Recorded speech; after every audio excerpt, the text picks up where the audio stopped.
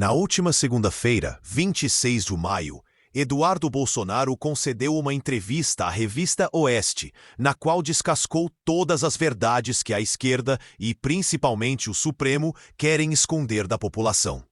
Ele começou comentando desde os dias em que os ministros do STF faziam piadas sobre a possibilidade de cassação dos vistos de ministros, que Eduardo dizia ser possível, e só se referiam a ele pelo apelido jocoso.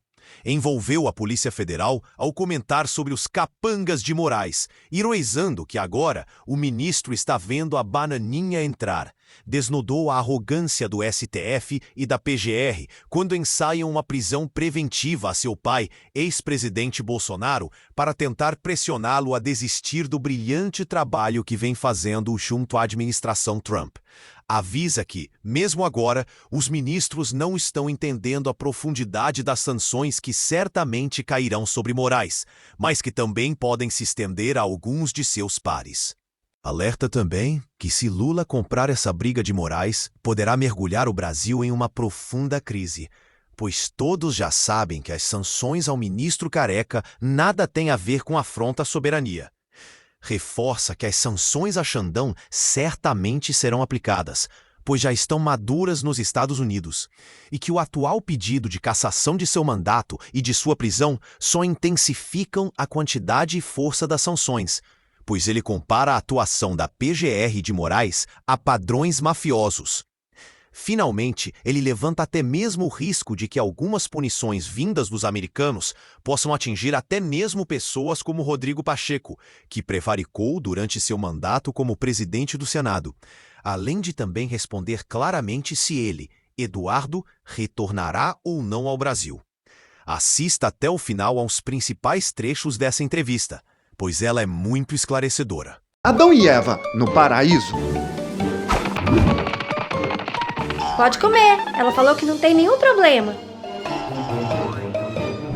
A informação confiável é decisiva. Sensuk, pesquisas de opinião. Saiu a notícia de que a Procuradoria-Geral da República tinha pedido o arquivamento de uma ação que era do PT, que pedia uma investigação contra o senhor, inclusive pedindo a apreensão do seu passaporte. Antes da gente chegar no caso de hoje, eu queria que o senhor trouxesse um breve resumo de lá para cá, como é que tem sido a sua atuação aí nos Estados Unidos em relação à situação política brasileira, para a gente entender um pouco cronologicamente que pé nós estamos agora, deputado. Vamos lá, vou começar resgatando aqui desde a eleição do Trump. Quando o presidente Trump foi eleito nos Estados Unidos presidente, 5 de novembro do ano passado, vieram notícias na imprensa dizendo que os ministros estavam fazendo piada sobre a possibilidade de perder os seus respectivos vistos americanos para entrar nos Estados Unidos. Depois, mais para frente, ocorreu essa ameaça de apreender o meu passaporte, logo depois que o presidente americano Donald Trump fez uma menção honrosa a mim, ao meu pai e à minha família durante o evento conservador CPAC, maior encontro de conservadores do mundo. E eu acho que isso daí ligou um sinal de alerta neles, porque eles começaram a construir uma narrativa. Eu lembro de alguns deputados do PT, do PSOL, do PDT, subir na tribuna da Câmara para dizer que eu estava cometendo um crime de soberania, contra a soberania nacional, por estar conspirando, se sabe, sei lá o que, com os norte-americanos. E aí eles pediram para que o meu passaporte fosse apreendido, numa tentativa de me brecar, de impedir esse meu trabalho internacional e me obrigar a jogar apenas o jogo deles dentro do Brasil, porque dentro do Brasil eles controlam tudo. Não preciso ir muito longe para vocês verem. O presidente da Câmara dizia abertamente uma opinião mais favorável a se analisar a anistia. O Moraes simplesmente mandou seus capangas da Polícia Federal irem visitar o pai do presidente Hugo Mota numa total covardia. O Hugo Mota é vítima nisso tudo e o Alexandre de Moraes, ato contínuo, fez um jantar. E aí, nesse jantar, começou a fazer chacotas, outras matérias da imprensa dando conta de que me chamaram de bananinha, de covarde, etc. Só que agora quem está dando risada sou eu. Talvez aí o Alexandre de Moraes esteja vendo a bananinha entrar de uma maneira que ele não gosta. Mais para frente, eu tive uma reunião junto com o deputado norte-americano Corey Mills, da Flórida, um veterano de guerra, primeiro mandato, pessoa que tem sido proeminente dentro da Câmara dos Deputados norte dos Estados Unidos, até fala-se que pode sair ao Senado na próxima eleição. E, numa conversa com ele, apresentei o tema do Brasil, ele se interessou e na semana seguinte ele cumpriu com a palavra dele. Ele disse que faria uma pergunta durante uma oitiva do secretário de Estado, Marco Rubio, que equivale ao nosso chanceler, sobre o Brasil. E ele pergunta sobre a possibilidade de sancionar Moraes. Marco Rubio, então, responde, dizendo que sim, há uma grande probabilidade de que essa sanção contra o Moraes ocorra, né, tudo relacionado a violações de direitos humanos, pois trata-se da Lei Magnitsky, e também sobre a interferência do Alexandre de Moraes na jurisdição norte-americana, porque ele já expediu mandados de prisão contra cidadãos americanos com base em tweets que eles deram a partir do solo americano. Ele impede a livre entrada de empresas como a Rumble e a Truth Social ao Brasil, segue censurando outras pessoas que vivem sob a jurisdição norte-americana, que é o caso do Paulo Figueiredo, do Rodrigo Constantino e do Alan dos Santos, que perderam as suas contas nas redes sociais, tiveram contas bancárias congeladas e assim por diante. E a gente ainda bota um conteúdo a mais, que são os inimigos que o Moraes coleciona nos Estados Unidos. Ele prendeu durante 4 horas Jason Miller no aeroporto dos Estados Unidos sem qualquer motivo em 2021. Ele baniu o X do Brasil, empresa do Elon Musk, e depois congelou as contas da Starlink. Nessa oportunidade, uma das pessoas que mais criticou o Alexandre de Moraes foi hoje um dos principais assessores do Trump, que é o Stephen Miller. Então, tudo isso deixa o governo norte-americano sem saída, a não ser começar a utilizar desses mecanismos diplomáticos e de sanções para tentar segurar um pouco o ímpeto do Alexandre de Moraes. E eles estão batendo cabeça, finalizando. Por quê? Porque até ontem eles faziam chacota. Eles acordaram quando o Marco Rubio disse que estava analisando e que há uma grande chance de se sancionar o Alexandre de Moraes. E a partir daí, eles começaram a tentar fazer alguma coisa. Só que eu vejo que já é tarde demais. Até porque hoje o Procurador-Geral da República jogou uma pá de cal em qualquer possibilidade do Trump não sancionar o Moraes. Porque o Procurador-Geral da República corrobora aquilo que nós sempre falamos, que o Brasil vive em estado de exceção, que o judiciário não segue as leis, ele segue o vento político. E o Trump sabe melhor do que ninguém desse tipo de coisa, porque ele sofreu na pele aquilo que os americanos chamam de lawfare, o ativismo judicial. Então, eu acho que, nesse contexto todo, a gente está muito próximo de que Alexandre de Moraes seja sancionado, bem como, sim, né, já vejo matérias da imprensa também dando conta disso, os escritórios de advocacia dos parentes e pessoas próximas do Alexandre de Moraes sejam também analisados pelo State Department para saber se são merecedores ou não dessas sanções.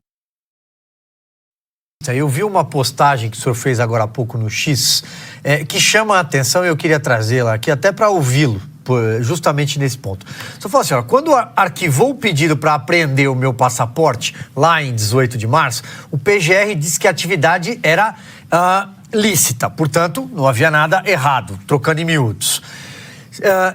Sigo fazendo o mesmo trabalho.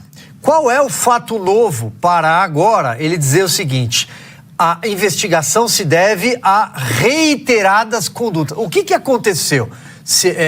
Qual é a mudança? Eu estou repetindo a sua postagem justamente para que o senhor fale para todos os que estão nos acompanhando. É que eles acordaram agora, Silvio. Não é nem um caso deles quererem apenas me humilhar, me desdenhar, falar que eu sou covarde, que eu fugi para os Estados Unidos. É porque eles são arrogantes.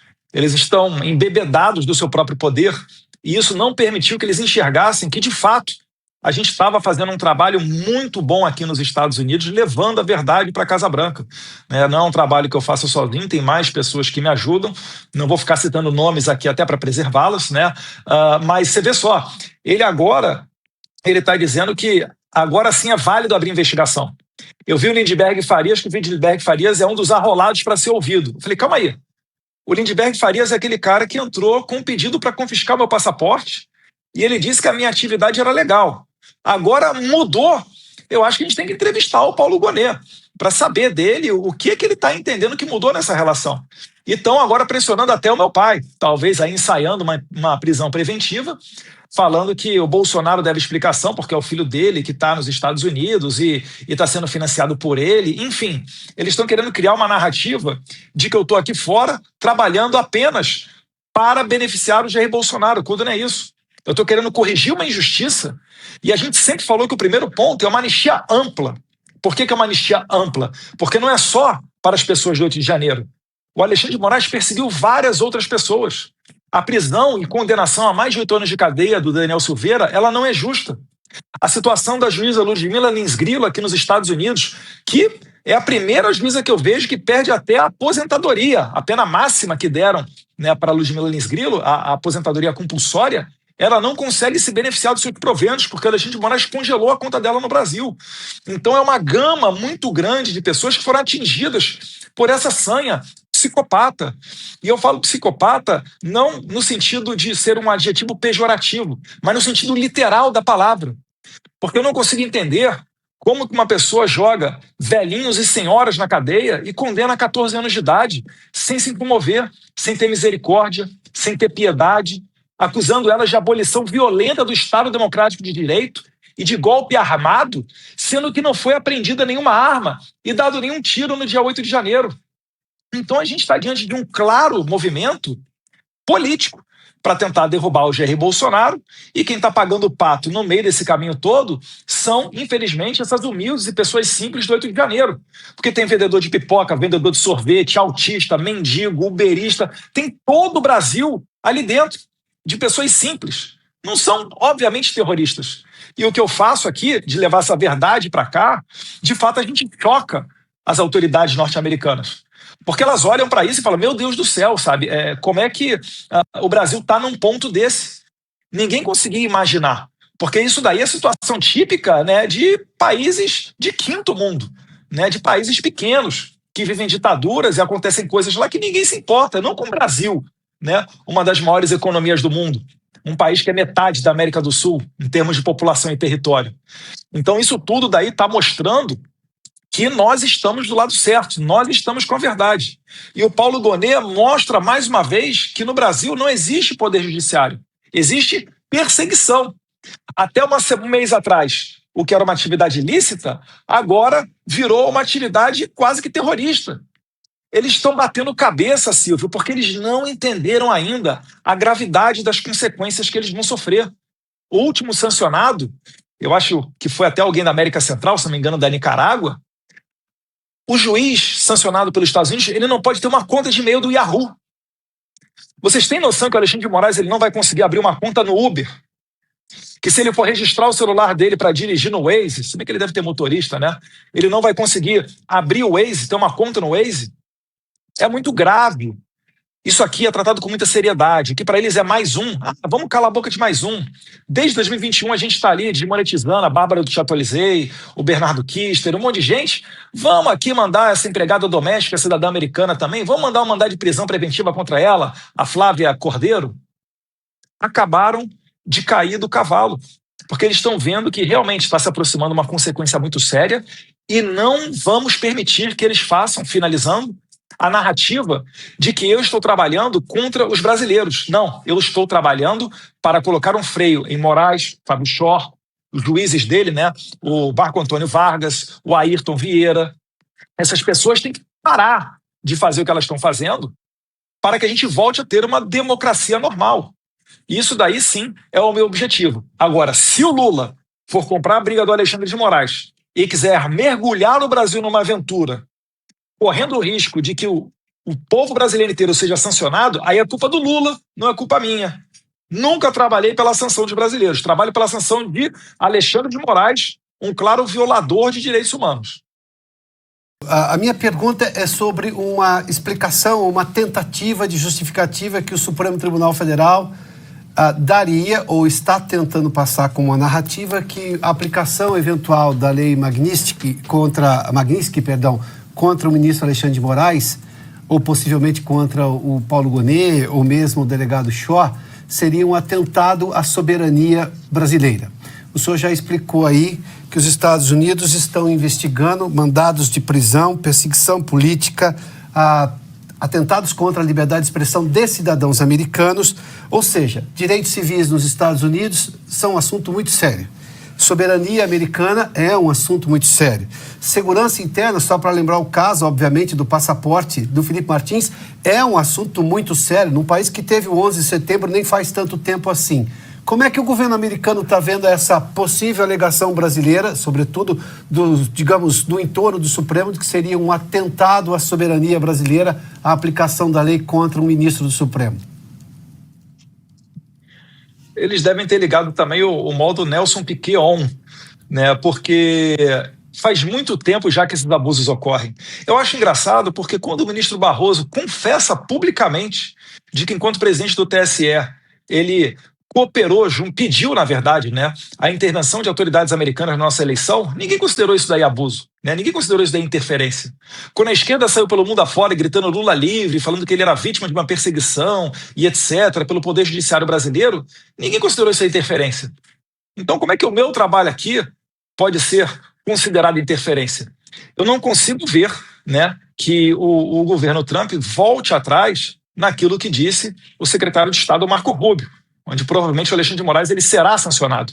E eu acho, inclusive, que ele vai ser sancionado a título de dar o exemplo, uma punição exemplar, para desencorajar outras pessoas a fazerem o mesmo tipo de coisa contra empresas americanas ou invadir a jurisdição norte-americana ou mesmo violar direitos humanos. Eu não vejo essa possibilidade acontecendo, porque já há o aval, quando o Marco Rubio, quando o secretário de Estado fala publicamente que ele provavelmente vai sancionar alguém, é porque ele já tem um aval de outras autoridades. Eu lembro, durante o governo do presidente Bolsonaro, determinadas medidas, não é só o presidente tomar a decisão, aquilo tinha que ser construído, né? O MJ tem que dar ok, o ministro da Defesa tem que dar ok, o GSI tem que dar ok, para depois ir para a mesa do presidente. E hoje em dia, eu acredito, né, que esteja sobre a mesa do Trump a sanção do Alexandre de Moraes, a ordem executiva para sancioná-lo. Então eu vejo que há muito pouco espaço, para não dizer quase nenhum, ainda mais depois do dia de hoje, onde eu ainda tenho que postar o vídeo em inglês que eu fiz e vou mandar para todas as autoridades americanas que eu conheço, dando conta de que o Procurador-Geral da República agora acaba de mudar de versão e dizer que eu mereço ser investigado, né, que eu mereço talvez ser punido, condenado a mais de 12 anos de cadeia por abolição violenta do Estado Democrático de Direito. Eu realmente estou vendo que cada vez mais o STF não, né, porque não são todos, o Alexandre de Moraes e a sua equipe vai se desesperar. E agora, eu acho que, com a clareza de que esse momento se aproxima, os policiais federais que, porventura, venham a cumprir os mandados do Alexandre de Moraes ou do Paulo Gonet para achacar, para extorquir, para extorsionar Jair Bolsonaro ou qualquer outro tipo de pessoa, vocês saibam que vocês também vão entrar na mira aqui dos norte-americanos. Essas sanções aplicadas pelo governo americano, esse tipo de decisão que permite a aplicação dessas sanções, costuma ser demorado, não? Olha, depende caso a caso, Augusto. O que eu posso dizer é o seguinte, ele já tem muito tempo já que está ventilando essa ideia dentro da Casa Branca, inclusive dentro do Congresso Nacional Americano. Os deputados, por exemplo, Maria Elvira Salazar, junto com Richard McCormick, né, da Flórida e da Geórgia, já escreveram cartas abertas pedindo ao presidente Trump para que ele sancione o Alexandre de Moraes com base na Lei Magnitsky. O senador Mike Lee, de Utah, pessoa muito próxima do Elon Musk também se posicionou da mesma maneira nas redes sociais. Então esse movimento está acontecendo há muito tempo, né? Eu já fiz várias reuniões dentro da Casa Branca, junto comigo esteve o Paulo Figueiredo, algumas outras pessoas que não vêm ao caso aqui falar, e então é por isso que eu posso falar com propriedade, está muito maduro, né? O erro do Alexandre de Moraes foi tirar a gente para chacota, é o que eu falo, a arrogância dele está na base da ruína, né, do Alexandre de Moraes, que depois que isso tudo acontecer, eu não vejo o Alexandre de Moraes com o mesmo ímpeto e a mesma força para tocar adiante essas arbitrariedades. Porque aquele que é sancionado também tomam as chamadas sanções secundárias quem se relaciona com eles.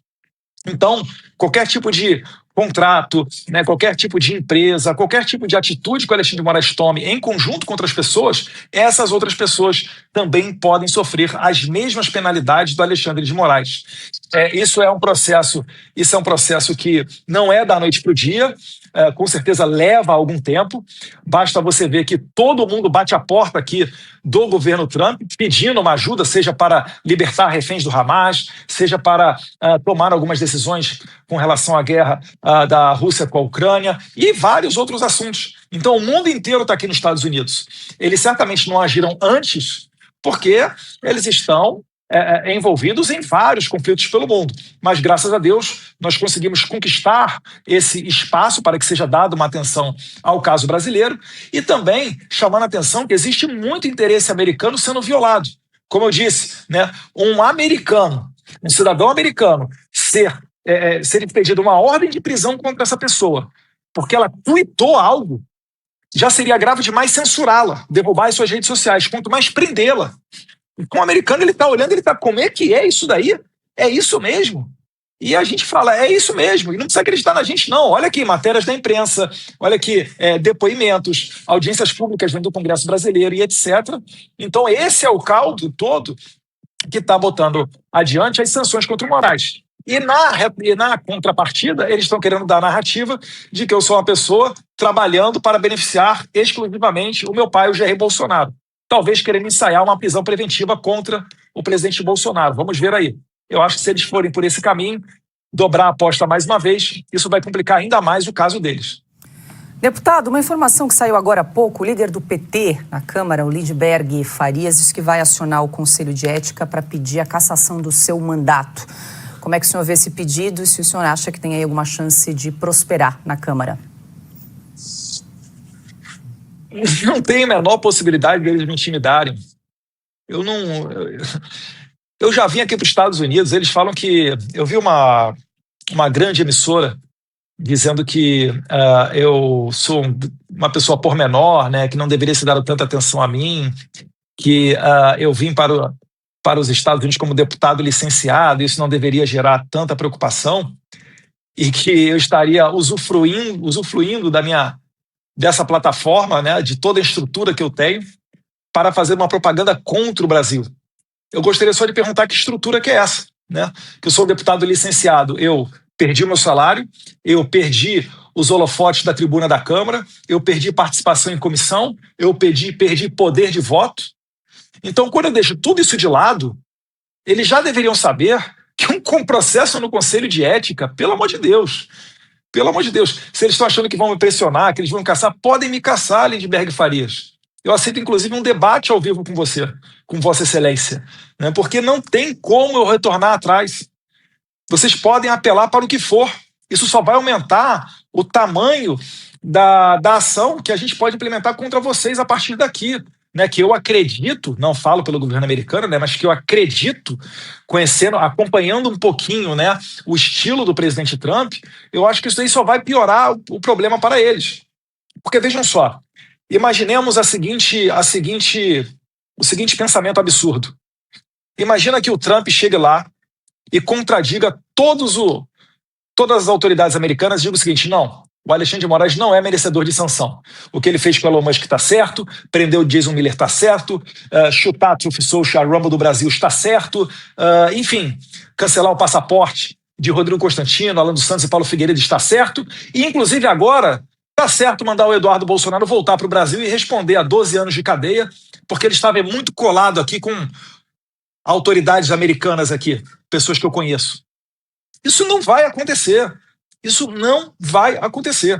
É muito mais provável que seja cumprida a palavra, o prognóstico do secretário Marco Rubio, e que ele seja sancionado. E, de fato, ao que parece, os escritórios de advocacia das esposas, né, do Alexandre de Moraes e de outros familiares, pessoas próximas, eles também estão sendo mapeados.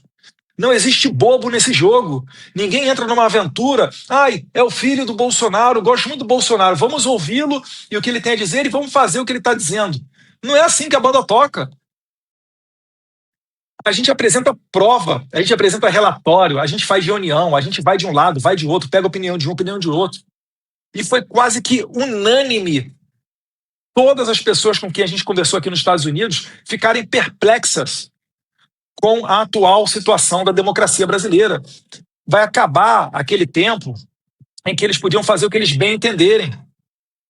Porque eu tenho certeza que autoridades brasileiras podem ainda virar esse jogo na medida em que olharem para o lado e imaginarem que aquele caminho do Alexandre de Moraes, se for seguido por elas também, elas vão ter o mesmo destino. E ninguém quer ter conta bloqueada, a impossibilidade de abrir uma conta bancária, a impossibilidade de ter uma conta no e-mail do Yahoo. Ninguém quer isso para si. Então o que a gente está pedindo é apenas a volta da normalidade no Brasil. Se for necessário, né, a gente sancionar essas autoridades violadoras, a gente vai trabalhar para isso. Espero que o governo americano continue nos ouvindo. E Deus queira a gente esteja diante de dias melhores no Brasil. O deputado, falando sobre a sua licença parlamentar que vai até o final de julho, o senhor vai voltar ao Brasil? Essa é uma pergunta que, para responder, depende de vários fatores. Eu só posso retornar ao Brasil quando Alexandre de Moraes não estiver mais tão fortalecido. Senão, eu volto para aí e fico debaixo do cabresto dele. Ele vai continuar me ameaçando, a depender do que eu faça. É o que ele faz. O Alexandre de Moraes ele tem tido uma atividade mafiosa perante, né, ocupando a cadeira do Supremo Tribunal Federal. Que história é essa? Ele manda a Polícia Federal ir na casa do prefeito, pai do presidente da Câmara, Hugo Mota. E aí o Hugo Mota, poxa, fica numa situação delicada. Ele chega e interroga o Mauro Cid, quando está escrito na lei aprovada pelo Congresso Nacional de que o juiz não pode participar da delação premiada da testemunha. Está dizendo lá, né, que ele não pode coagir as testemunhas. Olha o que ele fez com o Aldo Rebelo essa semana. Olha o que ele fez com o general Gomes Freire. Não tem muita diferença você imaginar que uma pessoa do PCC ou do CV, se tivesse sentado na cadeira de ministro do STF, teria uma conduta semelhante ao do Alexandre de Moraes. Será que os pares dele não estão vendo isso? Será que as pessoas no entorno dele não estão vendo isso? Eu até não ficaria surpreso se o PGR tenha colocado adiante esse inquérito contra mim, pressionado pelo Alexandre de Moraes. Porque, de fato, ele não tem limites. E quem é também um dos coautores e comparsas disso tudo é o Rodrigo Pacheco, ex-presidente do Senado, que não pautou nenhum dos diversos pedidos de impeachment para cessar com esses inquéritos absurdos.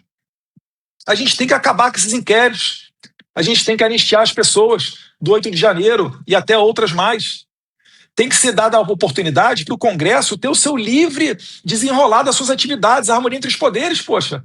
Eu, Cabo Gilberto e Marcel Van Hatten, 3 deputados federais investigados pela Polícia Federal por crimes contra a honra cometidos a partir da tribuna da Câmara dos Deputados. Será que eles acham mesmo que a gente vai assistir isso tudo calado? Que não vão se levantar pessoas para trabalhar, para quebrar a cabeça e ver como é que a gente pode parar elas? Eu não vou parar. Podem caçar meu mandato, podem caçar meu salário, podem me condenar no Brasil. Vocês só estão dando mais força e sedimentando a minha condição de perseguido político. Deputado, mas na sua resposta o senhor disse que vai depender também de como está o poder de Alexandre de Moraes para o senhor decidir se volta ou não ao Brasil. Mas então está na mesa também a possibilidade do senhor renunciar ao mandato de deputado federal? Sim, está na mesa. O meu objetivo, minha pauta prioritária, na verdade única aqui nos Estados Unidos, é sancionar o Alexandre de Moraes para colocar um freio no pior ditador que a minha geração já viu. Se isso daí não ocorrer, vou ficar eternamente aqui nos Estados Unidos. As pessoas que votaram em mim já entenderam muito bem, me apoiam no meu trabalho aqui, que é um trabalho muito importante. Eu acho que a principal pauta hoje da Câmara, para que você volte até a poder debater os projetos de interesse da nação, é você segurar o STF. Não adianta nada o Congresso hoje em dia debater, às vezes até conseguir aprovar uma lei boa, e aí vai um partido qualquer, um partideco, entra no STF e derruba a lei. Isso daí não é democracia em lugar nenhum no mundo. Existe uma disfunção nesse organismo chamado Brasil ocorrendo há muito tempo. A gente não pode permitir que isso tudo daí aconteça. Então a minha pauta aqui é essa, né? Eu enxergo que após sancionado Alexandre de Moraes, a gente vai ver o ambiente político melhorando no Brasil e tendo a segurança de que eu possa retornar, né? Eu, que não sou nenhum criminoso, nunca estive envolvido em nenhum processo de corrupção, nem sequer a fatos relativos ao 8 de janeiro, para que eu possa retornar e ser realmente um deputado federal ou me candidate no futuro a qualquer outro cargo, né? Não faz sentido eu retornar, sendo que o Alexandre de Moraes continue poderoso. Para finalizar, se ele botou há mais de 8 anos de cadeia o Daniel Silveira sem poder progredir de regime porque ele fez um vídeo, imagina o que ele não faria comigo, sabendo que eu estou aqui trabalhando com autoridades de altíssimo nível para sancioná-lo. Não perca a série Estratégia para um Futuro Livre do País. São 7 episódios para entender o que trava o Brasil e como mudar isso de verdade. Tá na tela. Clica em Confira e começa agora com o primeiro vídeo, com o título Por que o Brasil não sai do lugar? O Brasil merece melhor futuro.